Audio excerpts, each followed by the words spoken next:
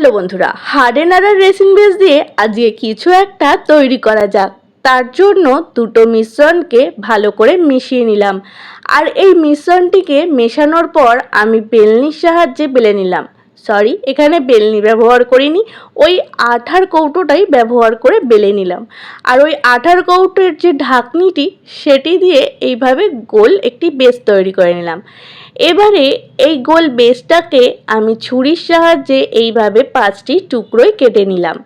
আর এই 5টি টুকরোকে আমি একটা একটা করে ভাগ করে নিলাম। কারণ এগুলো দিয়ে আমি পাপড়ি তৈরি করব, ফুলের পাপড়ি তৈরি করব।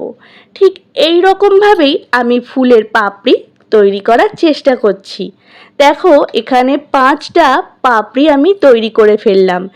এবারে এর মিডিলে যে বাড়তি ক্লেটি ছিল সেটিকে আঙুলের সাহায্যে প্রেসার দিয়ে একটি বেস তৈরি করে পাপড়িগুলোকে ওই বেসটার উপরে আঠার সাহায্যে আটকে দিলাম।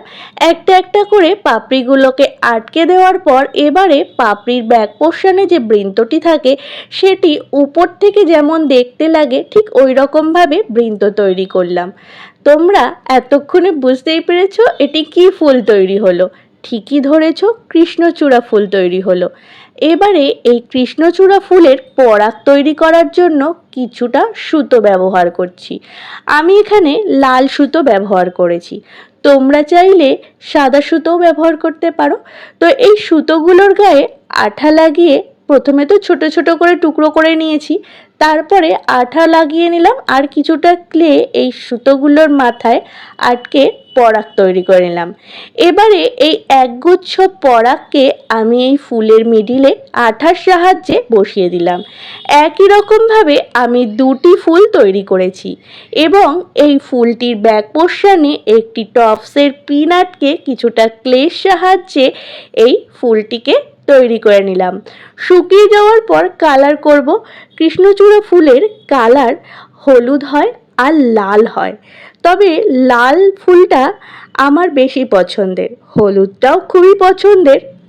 কৃষ্ণচূড়া ফুলে যেন ভালোবাসার প্রতীক, তার রঙে মিশে থাকে এক অনাবিল ভালোবাসা।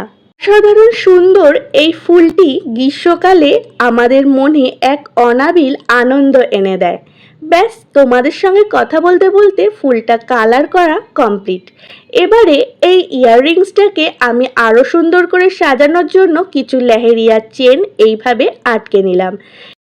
এই ফুলটার ব্যাক পোর্শনে চেনটাকে আটকে রেডি করে ফেললাম এইভাবে টানা দেওয়া একটি ইয়াররিংস। তো বন্ধুরা, তোমরাই কিন্তু কমেন্টে জানিও এই কৃষ্ণচূড়া ফুলের ইয়াররিংসটা কেমন হয়েছে। ভালো লাগলে একটা লাইক দিও। ফিরে আসছি আবার একটি